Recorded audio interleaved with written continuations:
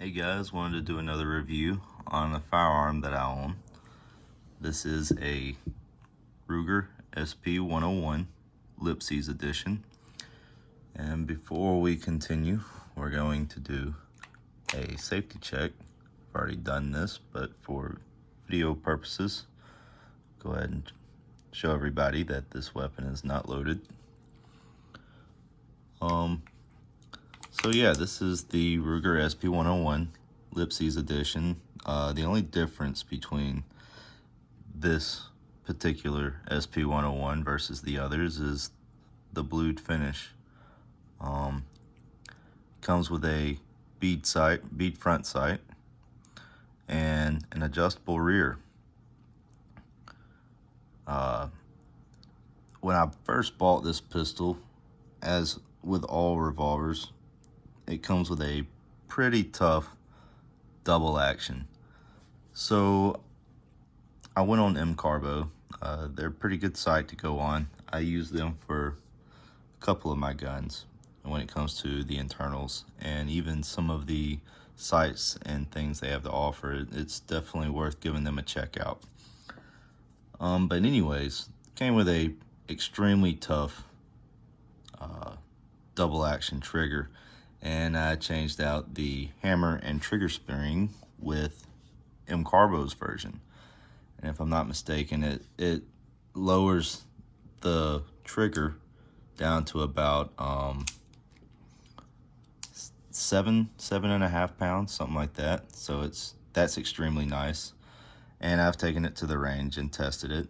So no soft strikes, everything fires, and it's a pretty straight shooting pistol. It's definitely worth owning if you're a revolver fan. But anyways, the barrel length is 3 inches. Obviously it's a 5-shot. It's chambered in .357 mag, and it weighs 27 ounces. So, you know, it's definitely a pretty hefty pistol, and it is definitely, as they say, built like a tank, which is good for a revolver. They're supposed to be damn near indestructible. Not much to this, pretty straightforward.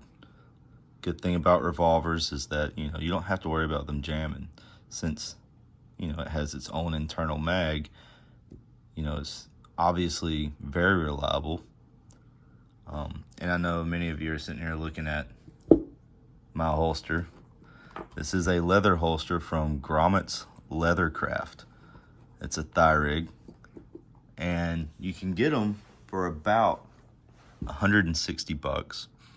And this one, they usually come with 2 leg straps. I asked him to only give me 1, and it is adjustable when it comes to how high up or low you want it to sit on your thigh. The only thing I didn't like about it, well, there's actually 2 things I didn't like about it, but the one thing that I didn't like about it was that it didn't actually come with this strap right here. And when you have it on your hip, it would like to flip, like almost like hang off of your thigh.